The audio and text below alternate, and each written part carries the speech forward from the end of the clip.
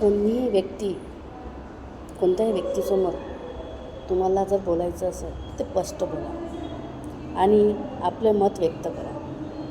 जोपर्यंत तुम्ही तुमचं मत व्यक्त करणार नाही तोपर्यंत त्या व्यक्तीला काही कळणार नाही. आणि कसं असतं, स्पष्ट मांडा तुमचं मत. असं अर्धवट नका ठेवू की गोल गोल नको घेऊ त्या गोष्टीकडे. जे आहे ते क्लिअर करा.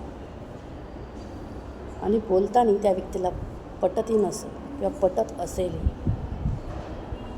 तरी त्या व्यक्तीसमोर तुम्ही तुमचं मत नक्की ठेवा.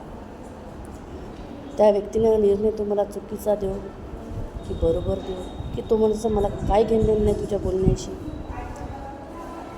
तरी चालेल, पण एकदा तुम्ही नक्की त्या व्यक्तीसमोर आपलं मत ठेवा. आई वडील असेल, भाऊ असेल, बहीण असेल, आजूबाजूचं कोणी असेल, कोणताही असेल व्यक्ती, तो आपलं साधं लेकरू आपलं स्वतःचं असेल, जीवा असेल, तरी त्या व्यक्तीसमोर आपलं मत व्यक्त करा.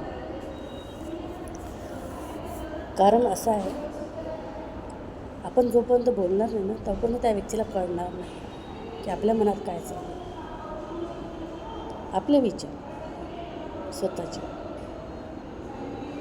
किंवा कोणत्या गोष्टी आपल्याला करून घ्यायच्या असेल त्या व्यक्तीकडून, तो व्यक्ती नसेल म्हणत किंवा होई म्हणत असेल तरी चालेल, पण एकदा तरी त्या व्यक्तीसोबत बोला. आणि आपण कोणाजवळ बोलत असतो जो एकदम आपल्याला जवळचा असेल त्याच व्यक्तीसोबत आपण त्या गोष्टी त्याला सांगतो. तर माझं असं मत आहे की तुम्ही जरूर आपलं मत व्यक्त करा. कारण उद्या आपण